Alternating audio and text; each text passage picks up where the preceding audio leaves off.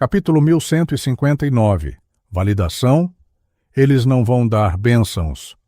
Derrick ficou um pouco confuso com essa resposta, sem compreendê-la totalmente. De volta ao acampamento da cidade da tarde, quando ele entregou a fórmula da poção do Cavaleiro Prateado ao chefe Colin Iliad, a outra parte o elogiou por fazer uma enorme contribuição. Ele acreditava que o limite superior da Cidade de Prata não era mais o da sequência 4, e seu tom não revelava a necessidade de buscar bênçãos em fontes externas. Consequentemente, Derrick sempre acreditou que o chefe seria capaz de usar os 2 artefatos selados de nível divino para completar o ritual de avanço do Cavaleiro Prateado. Agora, era inevitável que ele ficasse surpreso. Naquela época, o chefe não sabia que os 2 artefatos selados de nível divino não poderiam fornecer bênçãos, e ele só percebeu esse problema quando voltou para a Cidade de Prata. Derrick inconscientemente deu um palpite e não perguntou mais nada. Ele assentiu pesadamente e disse: "Tudo bem, farei o meu melhor para ajudá-lo a buscar as bênçãos de uma divindade." O caçador de demônios Colin exalou silenciosamente e apontou para a porta. Não há ninguém na sala em frente. Derrick se virou e passou pelo corredor, entrando na sala entreaberta. Então, sentou-se e recitou suavemente: "O louco que não pertence a esta época, o misterioso governante acima da névoa cinza, o rei do amarelo e do preto que exerce boa sorte, dentro do castelo de Sefirá e escondida dentro da névoa cinza, a estrela carmesim que representa o sol expandiu-se e contraiu-se rapidamente. Ele repetia o processo, produzindo anéis de súplica. E não muito longe dela, a estrela carmesim que representa a mágica permaneceu no mesmo estado devido à falta de resposta do louco. Os anéis circulares, ondulações e tremores que os 2 criaram se entrelaçaram e se tornaram mais intensos. Sob a iluminação dos relâmpagos, Klein carregou uma lanterna de couro e caminhou para o vale. De repente, sentiu que os apelos ilusórios em seus ouvidos tornaram-se ainda mais caóticos e mais altos. No entanto, percebeu que tinha ouvido isso com mais clareza do que antes. Ele não apenas percebeu que o apelo veio de uma mulher e de um homem, mas também pôde distinguir vagamente certo conteúdo. A mulher parecia mencionar o mundo e Backlund. O homem usou Jotun e a palavra-chave parecia ser ritual. Ritual Jotun. Esse é o jovem sol. Aquele chefe deseja receber as bênçãos do Senhor Louco? O Senhor Louco também precisa de algumas bênçãos agora. A mulher pode ser a Senhorita Mágica, mas também não posso descartar a Senhorita Justiça. Os cantos da boca de Klein se contorceram de vergonha. Ele virou a cabeça para olhar para Amon com um chapéu pontudo e monóculo e disse: "Posso ir ao castelo de Sefirá para responder a uma oração?" "O que você acha?" Amon ficou surpreso quando perguntou com um tom engraçado. "Já que você quer jogar um jogo assim, por que não deixa que seja mais emocionante?" Na verdade, Klein não tinha nenhuma esperança em relação ao seu pedido. Isto porque, desde que pudesse retornar ao castelo de Sefirá, poderia usar o poder de lá para dar o primeiro passo para escapar de sua situação difícil. Isso equivalia a fazer com que Amon o libertasse. A razão pela qual ele mencionou isso foi porque queria usar isso para iniciar o tópico subsequente. Amon cutucou o monóculo de cristal com os nós dos dedos e riu. "Como o deus da travessura, estou vivo desde a 3ª época. Acredito que você sabe o que isso significa." "Sim? O que você quer perguntar?" "Esta é uma compreensão precisa do meu estado de espírito e pensamentos." Klein suspirou e perguntou: "Por que você parasitou a equipe de exploração da Cidade de Prata naquela época? Você até permaneceu pacientemente na masmorra por décadas." Amon assentiu e respondeu de maneira relaxada: "Tive a premonição de que a Cidade de Prata obteria informações extremamente importantes. Agora, esta profecia se tornou realidade, né, Senhor Louco?" Ele fez tudo isso só para esperar por mim e pelo clube de tarô?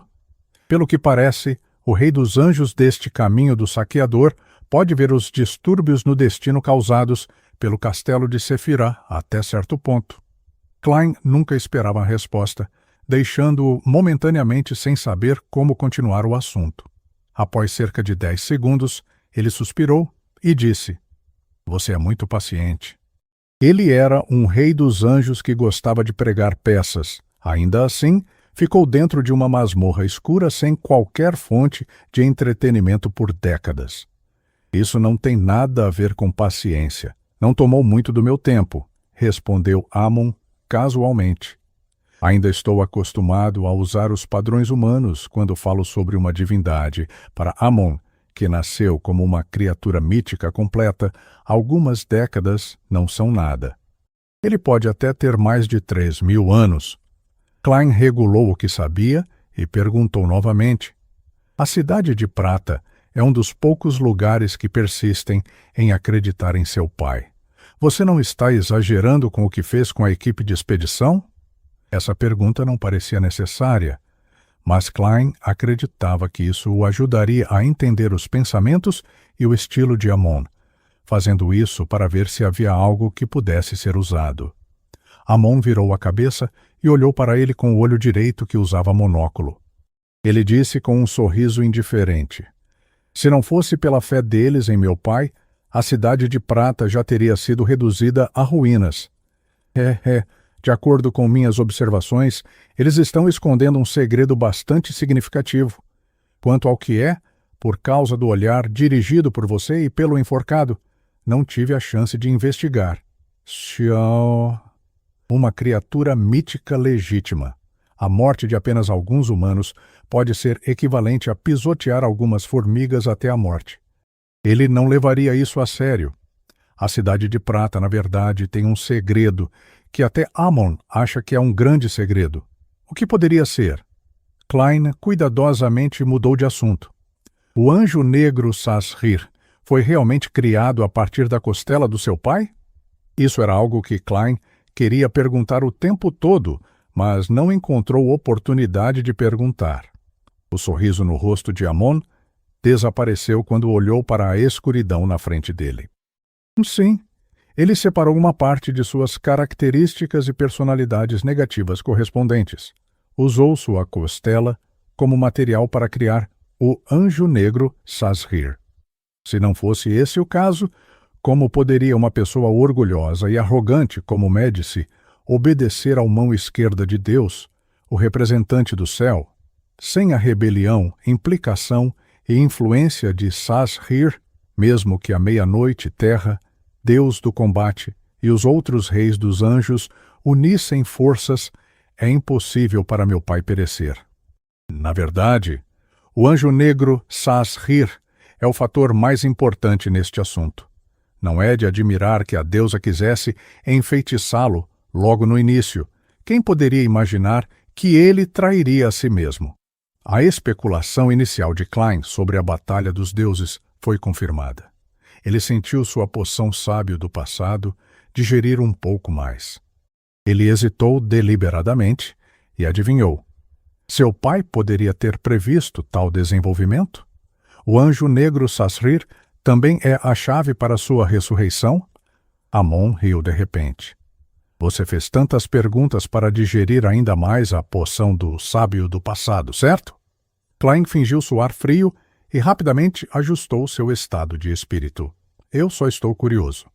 O que você está procurando na terra abandonada dos deuses? O que você está perseguindo?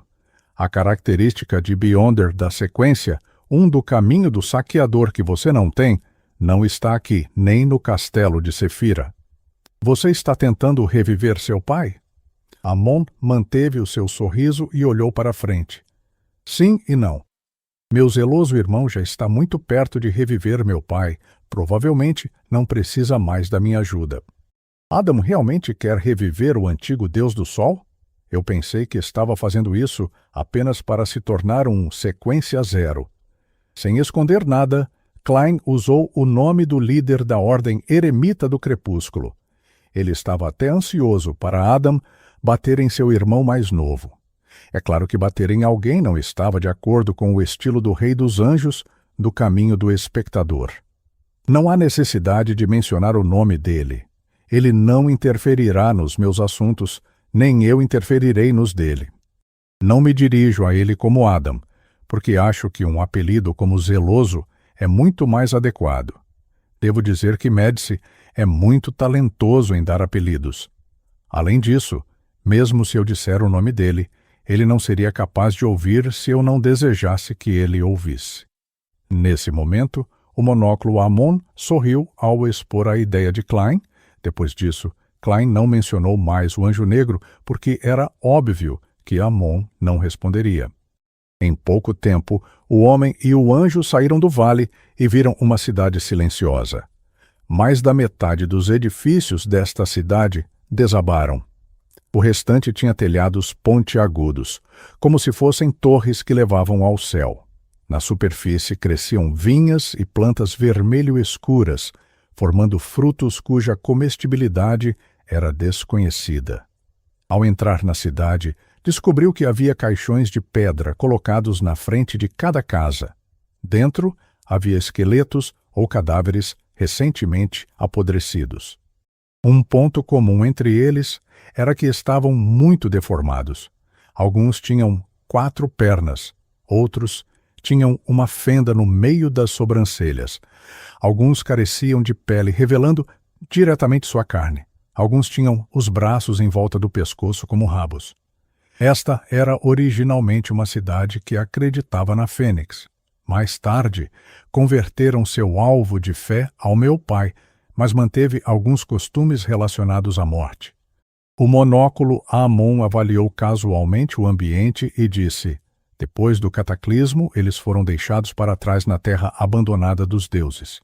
No entanto, não havia plantas comestíveis relativamente normais ao redor deles, então só podiam comer aqueles monstros corrompidos. Ao longo das gerações, seus corpos começaram a apresentar defeitos e problemas psicológicos. Eventualmente, foram completamente eliminados. O cataclismo provocado pelo assassinato do criador da Cidade de Prata, pela deusa, foi realmente uma calamidade para a civilização.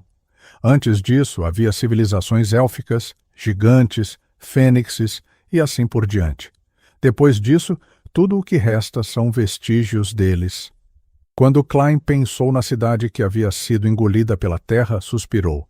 Nos livros de história, no misticismo, era muito apropriado chamar essa história de O Cataclismo.